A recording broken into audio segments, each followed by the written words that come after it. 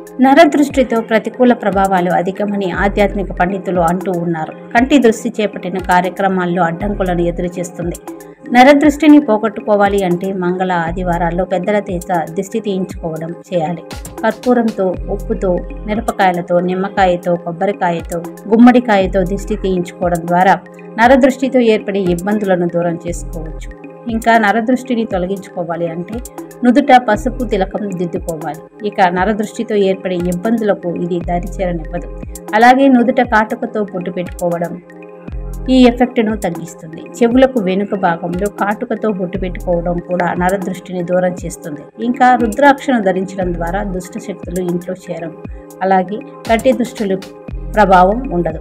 ఇంకా నరదృష్టికి చెక్ పెట్టాలి అంటే ఇంటి ముందు రోజా పువ్వు మొక్కలను పెంచడం చేయాలి. అలాగే దిష్టి బొమ్మలను తగిలించడం మానుకోకూడదు.